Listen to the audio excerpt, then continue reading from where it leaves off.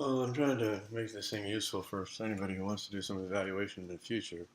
So I want you to see my general physical condition and also the the walking. Um, this whole thing is really kind of complicated, but you think about it all the time when you're involved in something like this. One of the problems that I'm having is that I can't demonstrate this gross physical kinds of movements and be heard at the same time. So I have to be close until I get a microphone. We actually had one, but we've lost the sending unit for it. But anyway, uh, it's still put on my shirt. This is kind of hard, this part. But might be for everybody, I don't know. But anyway, just in my general physical condition, I've lost weight. There's no doubt about it. I've lost weight since I started the exenatide. But my high weight in life when I was working was about 185, something like that, 188. And now I'm 160. But I've steadily lost weight over the years anyway. Out of breath. So these videos are going to run a little bit longer because I want to demonstrate things for science, I suppose. I want this to be some use to somebody, even if it's no use to me.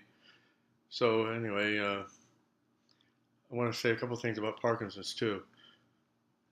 You know, what you're seeing is a very complex set of neurological phenomena happening.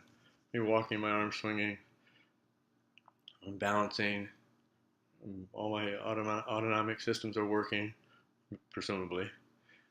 And and the speech part is another very complex neurological activity. So what I've discovered is that what the brain does is it does not have multiple tracks that it goes down independently.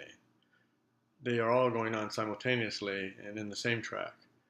So what happens is the brain is capable of switching between one task and another. That's why the guy can juggle and bicycle at the same time, because he can do the brain is fast enough to switch between those two activities and keep both of them organized in the way they need to be organized. What's happening in my brain is that it can't do that all the time.